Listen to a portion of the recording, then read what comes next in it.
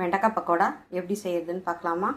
ஒரு வெண்டைக்காய் பெரிய வெண்டைக்காவாக இருந்தால் அதை பாதி பாதியாக கட் பண்ணி 4ஆக கட் பண்ணிக்கோங்க. இதில் நான் மொத்தம் 3 ஸ்பூன் கடலை மாவு சேர்த்துக்கிறேன். நான் இன்றைக்கி 1/4 கிலோ வெண்டைக்காய் எடுத்திருக்கேன், அதனால் 3 ஸ்பூன் கடலை மாவு சேர்த்துருக்கேன். 2 ஸ்பூன் அரிசி மாவு, கொஞ்சம் கரம் மசாலா கொஞ்சமாக போட்டுக்கோங்க, ரொம்ப தேவையில்லை. உப்பு உங்களுக்கு தேவையான அளவு போட்டுக்கோங்க.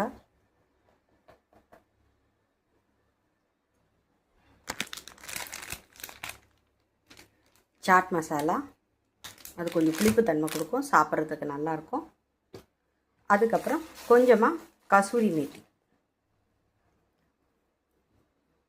மேத்தி போட்டுக்கோங்க. இப்போ இதை நல்லா நம்ம பிணைஞ்சி விட்டுக்கலாம். தண்ணியே போடக்கூடாது, அந்த வெண்டைக்காயில் இருக்க பிசுபிசுப்பு தன்மையிலேயே இதை நல்லா ஒட்டிடும். இப்போ நான் நல்லா பிணைஞ்சி வச்சுட்டேன். இந்த மாதிரி இருக்கணும், நல்லா கோட்டாகி இருக்கணும். இப்போது நம்ம இதை ஒரு 10 நிமிஷம் அப்படியே வச்சிடலாம். வச்சிட்டோம்னா இந்த உப்பு அதில் இருந்து கொஞ்சம் ஈரத்தன்மை வரும். அப்போ நம்ம எண்ணெயில் போட்டு பொரிச்சு எடுக்கும்போது நல்லா மொறுன்னு வரும். இப்போ பாருங்கள், இது அப்படி இந்த மாதிரி தான் ஈரப்பதத்தோடு இருக்கும். இப்போ நம்ம நல்லா கடாயில் எண்ணெய் காய வச்சு பொரிச்சு எடுத்துக்கலாம். பொரிக்க தேவையான அளவு எண்ணெய் ஊற்றிக்கலாம். எப்போவுமே பொரிக்கிற ஐட்டம்லாம் செய்கிறப்போ எண்ணெய் கொஞ்சம் நிறைய ஊற்றிக்கணும், பொருளை உள்ளே கொஞ்சம் கம்மியாக போடணும். அப்போ தான் அந்த கிறிஸ்பினஸ் நல்லா வரும்.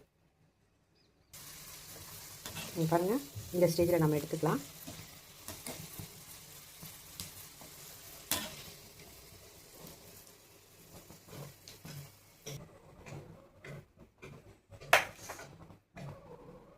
இன்னொரு ஈடு போட்டுக்கலாம்.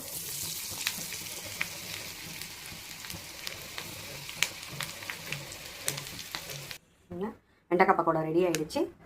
இது நீங்கள் லெமன் ரைஸ், பிரிஞ்சி, ஃப்ரைட் ரைஸ், தேங்காய் சாதம் எல்லாத்துக்கூட்டையுமே இது செட் ஆகும். இந்த வெண்டைக்காய் பக்கோடா குழந்தைங்க, இந்த வெண்டைக்காய் சாப்பிடாத குழந்தைங்களுக்கு நீங்கள் இது மாதிரி பண்ணி கொடுத்தா எல்லாமே நல்ல விருப்பத்தோடு சாப்பிடுவாங்க.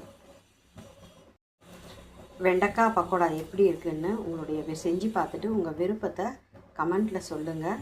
அப்போ தான் எனக்கும் தெரியும். அப்படியே சப்ஸ்கிரைப் பண்ணிக்கோங்க.